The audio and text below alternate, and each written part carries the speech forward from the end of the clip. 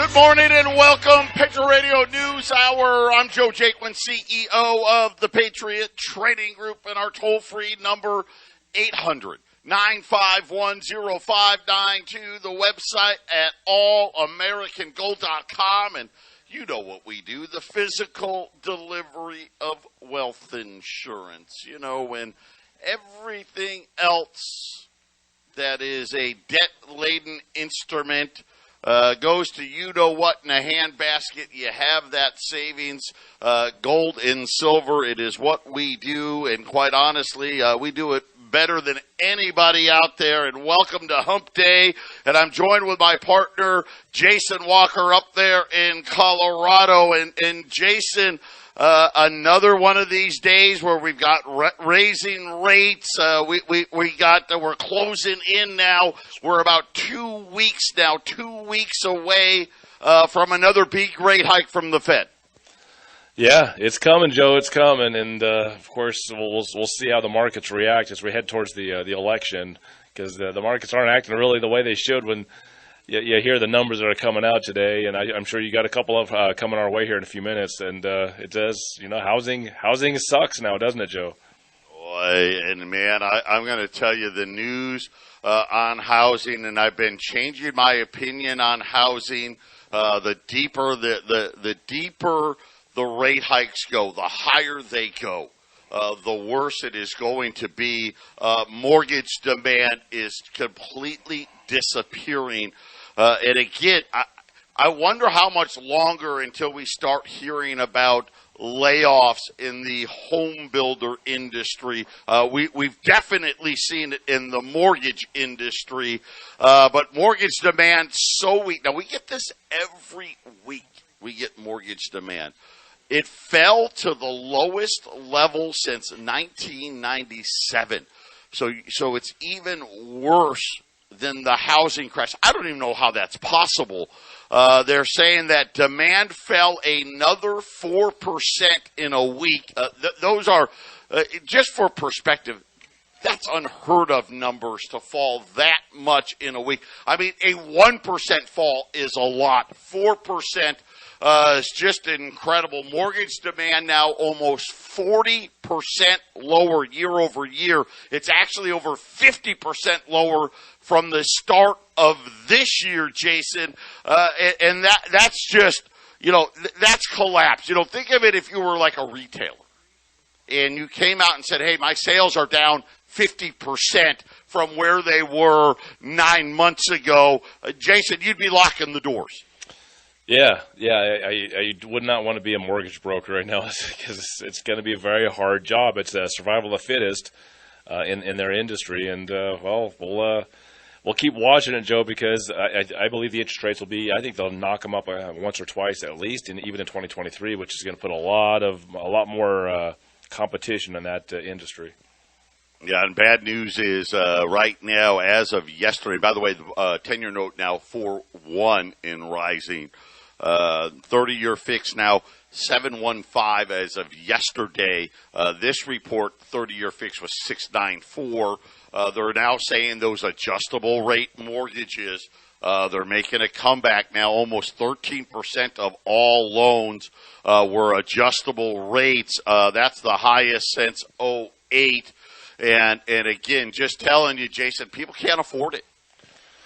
People can't afford it. I mean, I just being around here, the radio station, there's I've been doing business with the advertisers, and I talk to the customers that come in and are buying gold and silver, and I've been telling Joe, I think almost for a year now, but definitely back into 2021 to now, it's like people just don't have the money anymore. All the freebies stopped, at least for the time being, and all that money is being spent, Joe. And how many times have you talked about the record high credit card balances and things like that? Because what happens when you're out of money? Well, you go to the debt system and you borrow it, Joe, because the average person thinks, well, I'll get out of it sometime. But a lot of people, they get stuck in that and they end up not getting out of it, Joe, and it's a frustrating place to be. Yeah, and these adjustable rates, I think people are in for a rude awakening because I think a lot of people think the Fed's going to be lowering rates by this time next year and maybe even earlier than that. I wouldn't bank on that. I'm not saying that they're not going to, right? But right now I would not bank on that at all. By the way, permits, housing permits, single-family home permits, down another 5%. And unfortunately, I don't think that's enough. That still may be too many. But the really big news really is how quickly we are becoming a nation of renters. Between auto leases and now home rentals, renting is at the highest levels going back. We're talking about going back half a century or more. And my guess is it only goes back that far because that's probably when we started keeping records. But they're saying 43.7 million households are now renters. And here's what really is making it interesting is they're talking about zip codes. And they're saying that renters surpass homeowners in 41% of the 50 largest zip codes in cities in the United States. So you look at where everyone lives. And they're now saying, hey, in 41% of those zip codes, renters surpass owners, Jason. I saw that. I was looking at that before we went on the air, and that I think is going to become even more leverage towards more renters and less owners. I think that's where we're headed for the next few years, Joe. I think, we all know there's some big guys out there buying up a lot of property, and that might be the only thing that's really keeping the property prices up when really they should be dropping in this situation, Joe. Patriot Radio News Hour. We're going to be right back on this Wednesday. Don't touch that dial. 800-951-0592. Joe and Jason, Patriot Radio News Hour. And today, I guess, was really mostly housing data out today. And really, I think what we expected, we had a high. You go back to February of this year. That was the peak. If you had home sales annualized, so you take the month, you multiply it by 12. You're looking at about 6.5 million. That number now is about 4.5 million. So already you've seen this huge. I mean, that's a huge deterioration in a very short period of time. Yes. And it's getting worse. I mean, we're talking about, are we going to see home sales below 4 million? I mean, that is just hard to imagine. Already this week's number, the worst number since 1997. Just population growth alone, you would think we should never get back to that type of a number. But unfortunately, it looks like it's going to go even lower than that, Jason. I think you're right. During the break, and you're talking housing, so occasionally you go out to Zillow. You're a homeowner. You check and see where they. It's just one of those places you go. It's real easy, and it shows all the other homes for sale. And so I haven't checked it in a while. And I was looking at it. It's like, oh, let's go into Longmont. So I zipped it over to Longmont. It's like, holy cow! There is with all the little red dots on there for houses for sale. It's like the whole city is on sale. Everybody's trying to sell their houses in Longmont. I mean, there is. When I've been looking at it through 2020, 2019, 2020, 2021, when I was in the market, I bought a house in 2020. There wasn't this many houses for sale, Joe. It seems like there's a lot of people that need money. And what am I guessing? That people are getting the advice, hey, sell your house, pocket that money, and then when things change and rates go down, everything we talk about, then jump back in. But, Joe, if the prices don't really drop significantly, and then what's going to happen after the rate hike stops? I say in 2023 they stop hiking the rates. That doesn't mean they're coming down. We could have a year or even 2 years or longer where the rate just stays there. So I feel bad for people. I mean, I'm guessing all these home sales, Joe, is because people can't afford to live in Longmont, I guess, and say, hey, let's put some cash in our pocket. We got equity, and everyone's trying to cash in on our equity. Joe, this means the housing prices they got to go down. There's way too many for sale, and there's not going to be enough buyers that can afford to do this unless it gets scooped up by some big buyer like BlackRock. Yeah, and let's face it, they buy. at distressed levels, right? They're going to wait it out because again, the realities is BlackRock knows, hey, if we wait another 6 months, hey, we can buy it for 100, 200, 300,000 less. We'll see how it goes. These are just the numbers coming in, and it's very interesting too in cities like Columbus, Ohio, San Antonio, Texas. A lot of these, what I'll call them, the mid-tier cities. They're not the big 20 cities, but they're still relatively big cities here in the United States. And you're seeing in just a couple of years the amount of renters increasing by 150, 160%. And the fact of the matter is we're really getting precariously close to where, hey, in the vast majority of areas where people live, renters are now going to outpace actual homeowners. Yeah, Joe, I don't see that stopping at all for years. I think that we're going to see you will own nothing and be happy, Joe. The big guys have been saying that to us for a couple of years now, right? Yeah, and again, it's just, that's a middle class symbol, isn't it? Yep. Owning a home, that's your middle class and above, and really what it's saying. And listen, I've got my oldest only 23, but I have so many of my friends. They've got kids in the late 20s, early 30s. They make decent money. And I'm talking, $60,000, $70,000, $80,000, and a house is just unaffordable for them. They can't make it work, and really, if you think about a mortgage, because this was really going back, it's so funny. I never thought we could go back to when me and my wife we bought our first house. It was 2000. We bought our first house in 2000.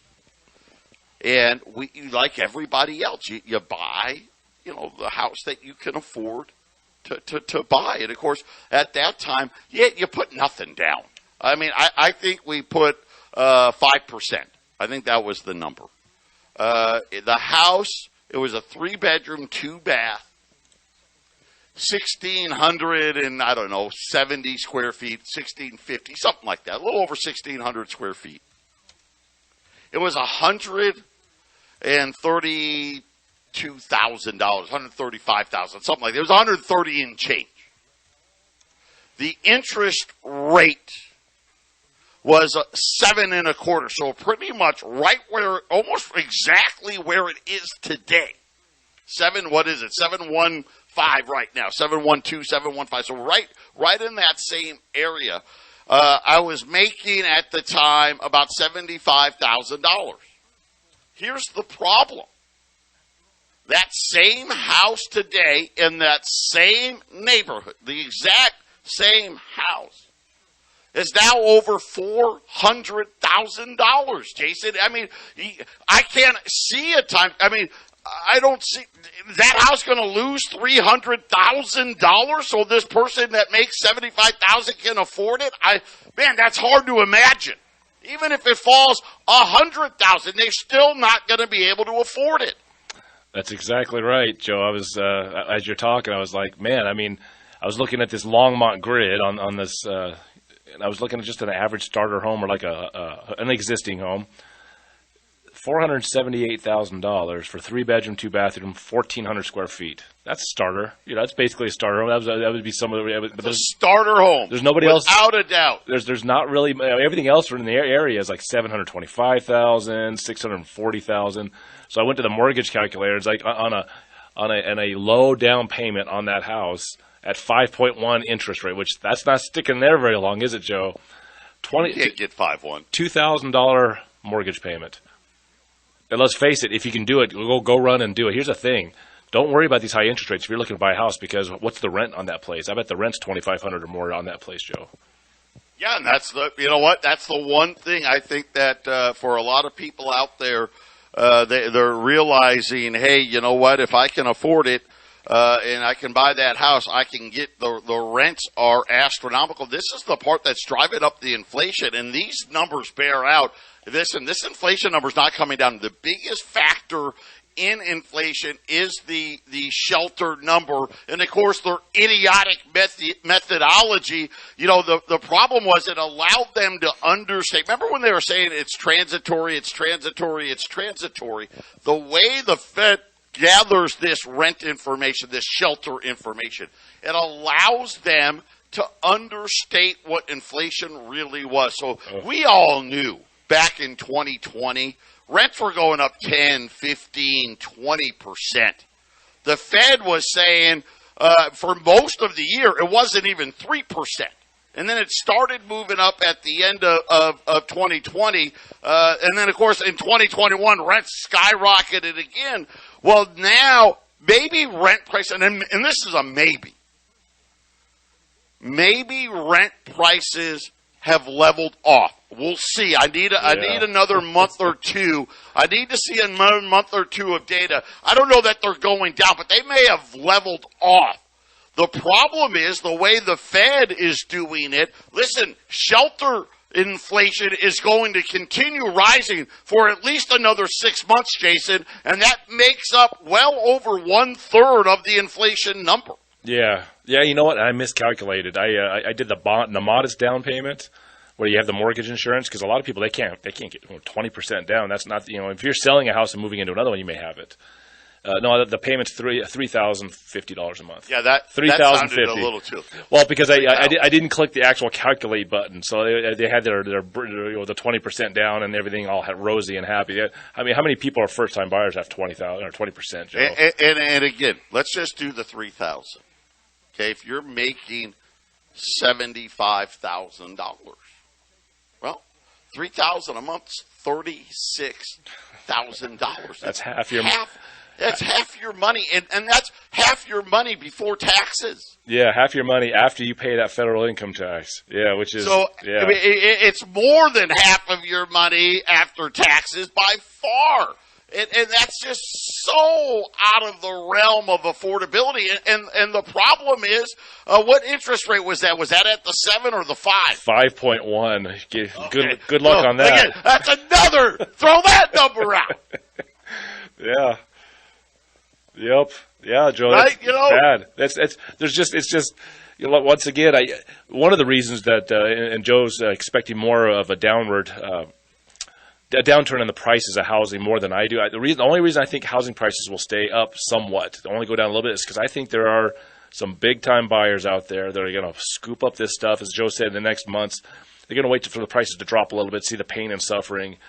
I think there's going to be buyers. There's not going to be mortgages, Joe, because you talked about coming into the show. The mortgages, people getting mortgages. The mortgage companies it's not happening because of renters. Well, BlackRock doesn't have to have a mortgage. They just plunk down the money and then they put a renter in there. And by these calculations, they're going to have renters at $3,000 on this house, Joe, minimally, right? Yeah, and again, this is just a recipe for disaster. And it's funny how these bubbles work, isn't it? It's not like the last time, right? There's different elements to it. And here's the incredible part. It actually looks like home sales are going to fall below where they were during the housing crash. Because you got to remember, during the crash, kind of, as the crash was unfolding, companies like BlackRock would emerge, right? And they'd buy 10,000, 20,000 homes all at once.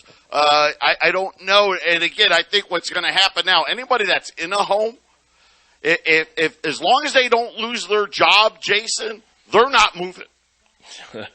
Yeah, right? I mean, think about it. You're in a 30-year fix at 3%. You're not moving. Joe, look, the Fed is trying to cap inflation.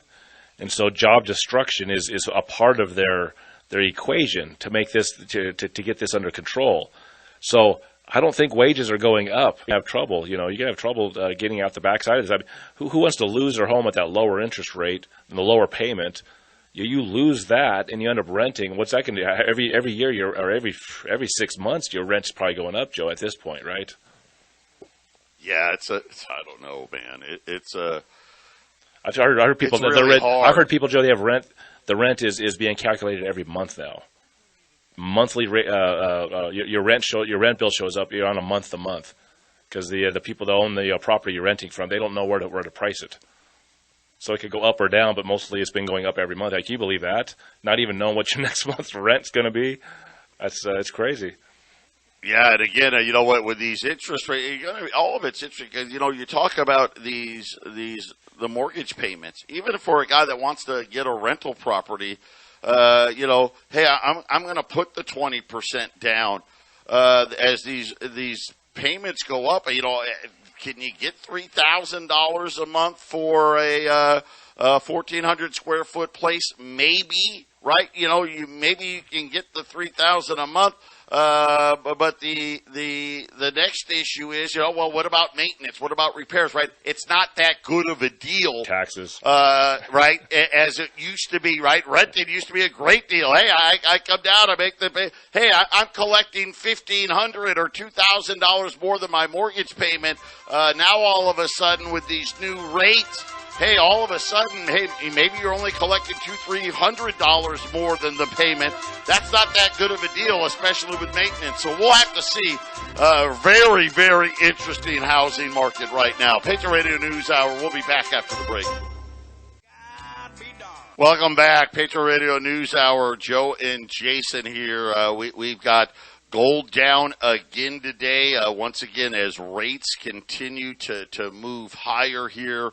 1632. Silver's down 1840. The Dow, the S&P, the Nasdaq, they're down, but not a lot. But down fractionally, if you will, across the board. The 10-year note 411.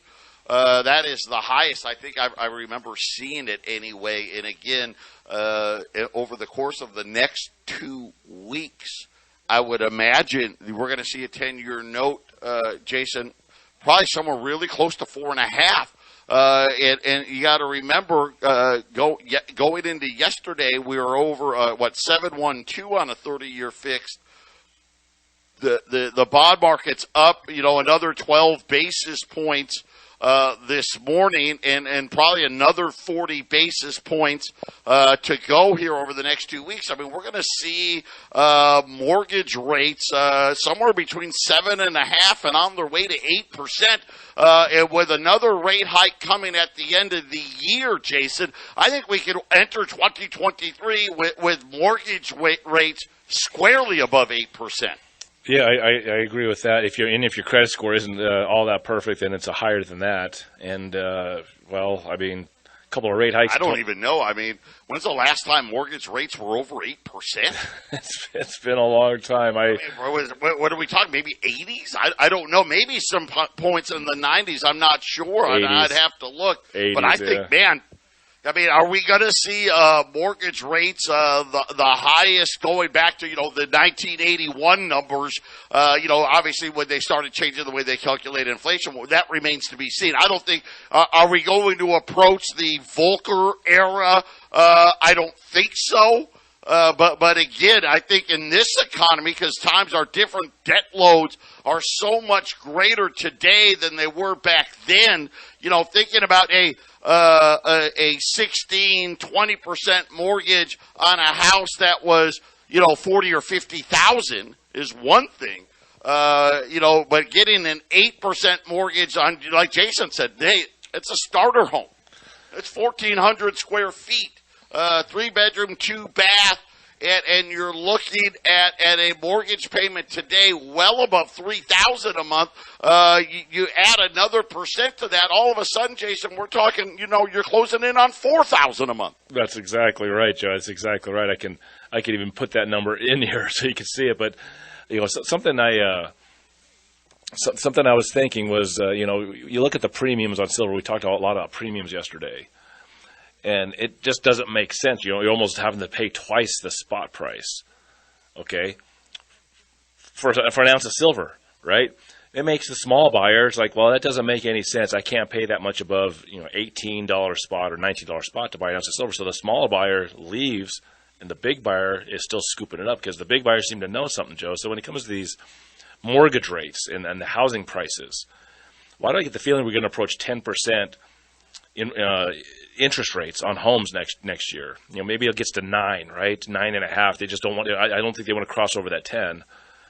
And the small buyers are out. If it keeps going up, Joe, and it keeps going up, even with the markets having all kinds of pain and suffering, if the prices don't really come down hard, then someone's buying it. That's all there's. It's supply and demand, Joe. At some point, it goes back to that.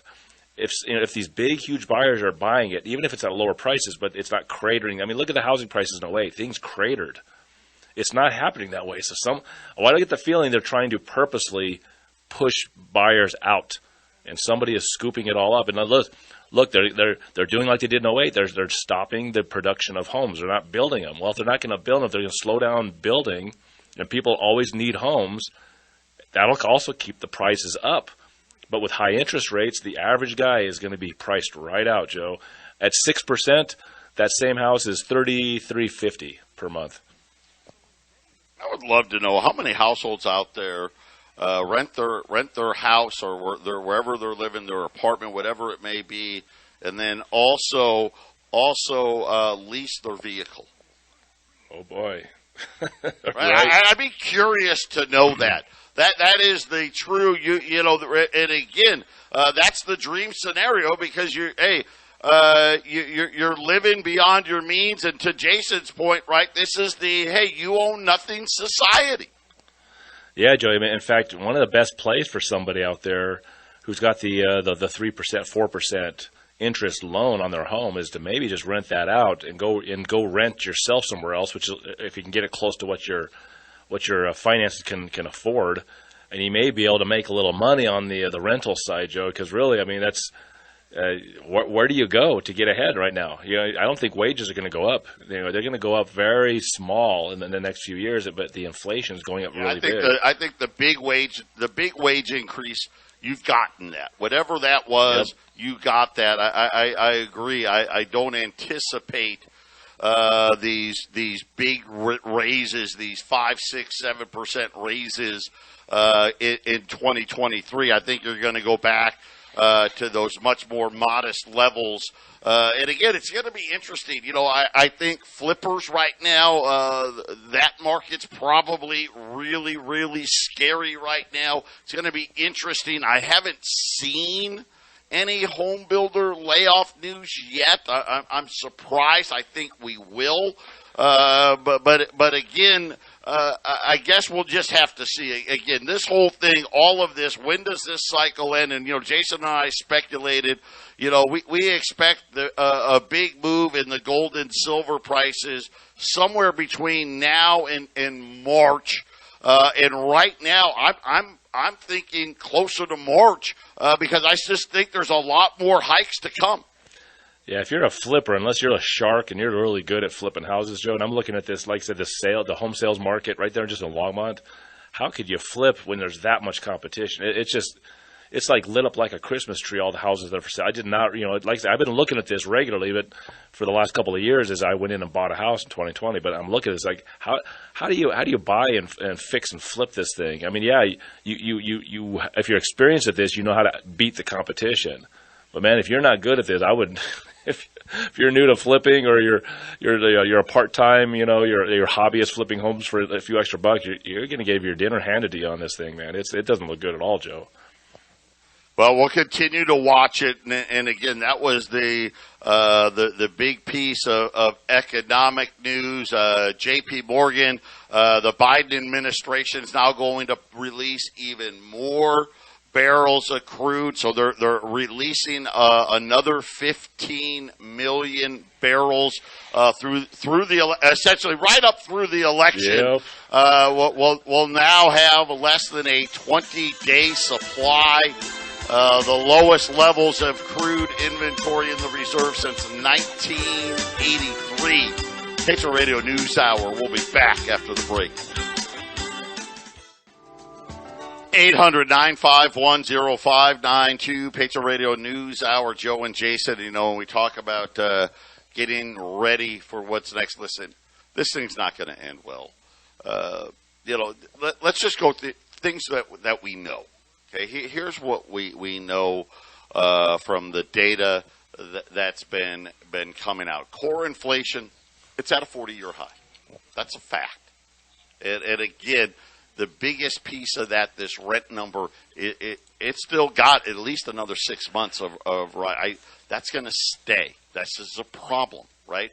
We know that mortgage rates, the highest in decades. We just talked about it, right? Are we going to see a mortgage rate of 10%? We're going to see 8.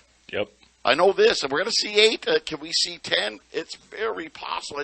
It's hard to imagine. We know that retail sales fell last month. These are facts.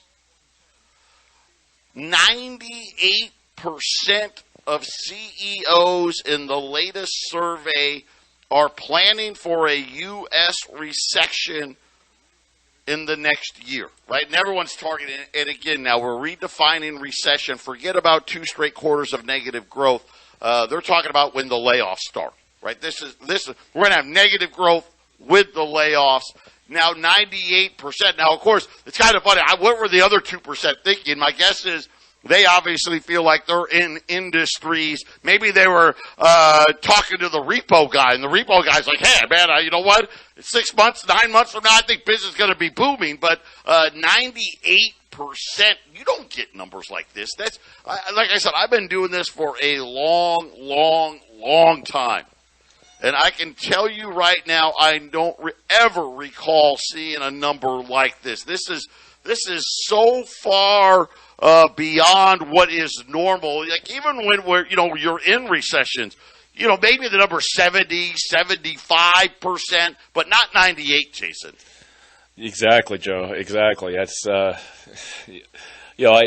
same example house, Joe. I just put, it's kind of fun to play the calculator once in a while, even on the air. You can just let the audience know if the house price dropped to say about $30,000 down to $450,000, and the interest rate's 8% with taxes and title and all that, $4,000. Even if the house price drops $30,000, let's just say, because it's going to get tight in Longmont, right? It could drop more than that, but still at 8%, Joe, that's going to be $4,000 next year payment. That's with a $30,000 drop in home price. Correct. Isn't that nuts?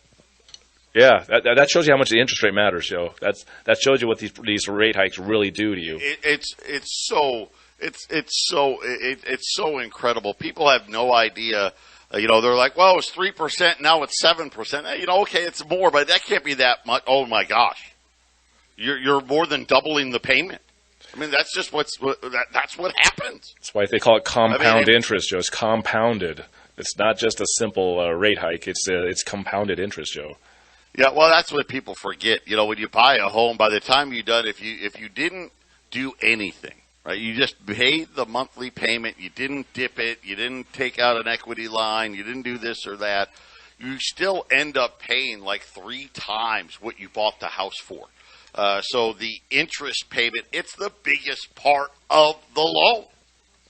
That's right, Joe. I mean, what is that, $4,000 times 360 payments? That's, 1, 2, 3, 4 zeros and 144. $1.4 million. $1,440,000 for that $400,000 home. So 3 times, think about 3 times the value of buying it at $450,000. Yeah. And as the rate goes up, at 8%, you're going to be approaching 4 times, right? 9%, 4 times the amount. That's the part that people forget.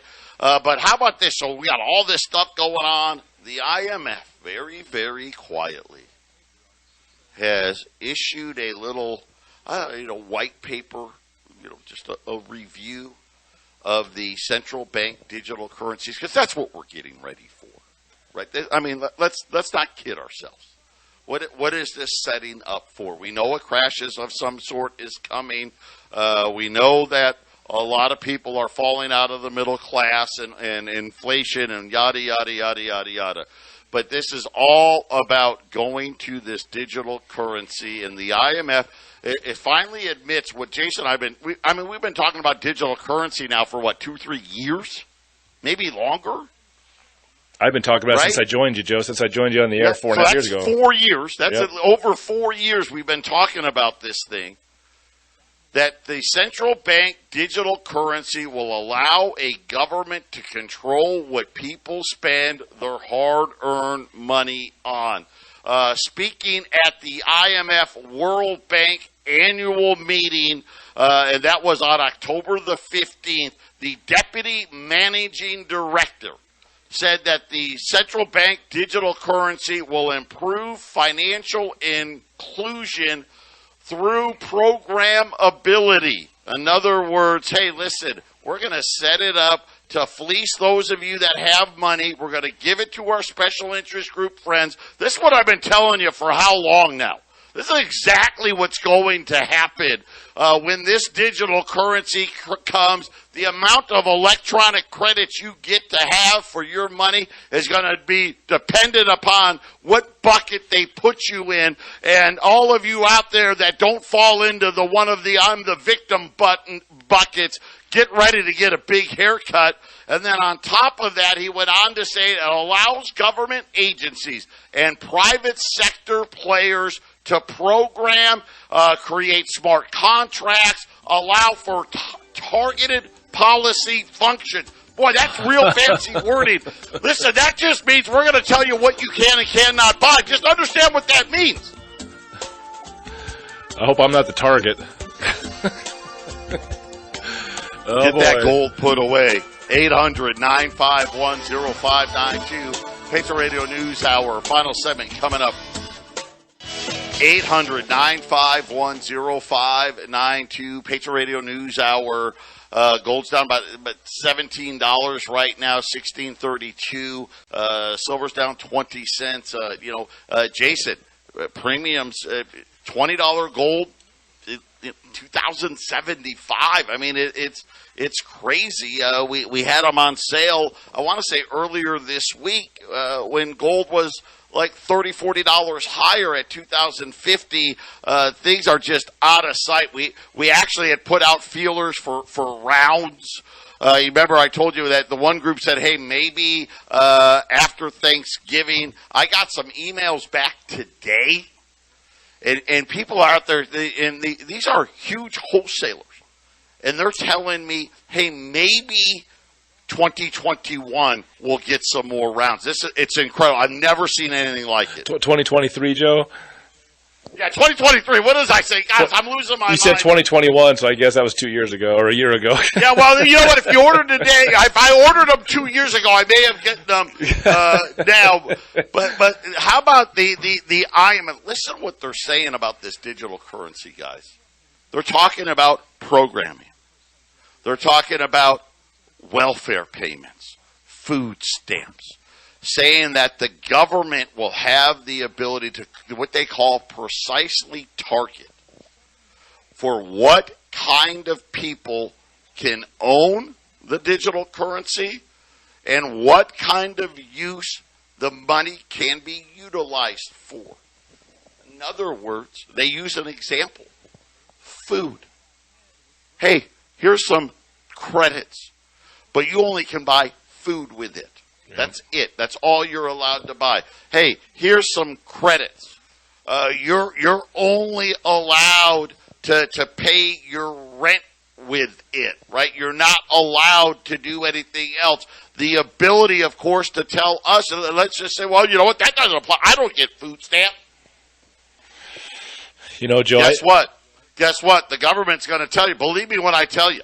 They're going to tell us how many rounds of ammo you can buy. They're going to tell us how many gallons of gas you can buy, right? They're going to tell us how much how much water you can use on your lawns. They're going to tell you what's going to happen with your thermostat and everything else. And then guess what? Hey, if you go over, as long as you can pay the carbon fine, you go ahead. Right, Jason? We're saying, hey, if you're wealthy enough, you'll get to have things. And if you're not wealthy enough, don't worry. The government's going to tell you exactly what you can spend your money on. I think China's in a recession or going into a recession, and I don't believe their numbers. Who can even believe any numbers coming out of China? But they shut their people off. Their cell phone, they look, it turns red, and when you're in a slowdown in your economy, one thing you try to do to keep the problem from getting big is slowing things down. And so what happens? Even if you didn't do something wrong, some of these Chinese people, their phone goes red, they're locked out of their accounts. So they go to the local bank and they stand in a line. Some of these people get in a line until the bank closes, and they either have to sit there to preserve their spot in line until the next day, or they have to come back early the next day to get the turn back on. And then what they do is they ask you a whole bunch of personal questions to see if they insult you enough to leave, so they don't even have to turn you back on. These are things that are, these are ways to hide a massive market crash, Joe, and a slowdown, so that they can try to buy themselves time to fix it, Joe. So you better believe they want this digital currency for things like that when the markets go crazy, and to keep the population from going out of their minds, Joe. 800-951-0592. I think I just figured out why all the fractional gold and silver is disappearing, because the people that know what they're going to need it for when this digital currency gets here. God bless everybody.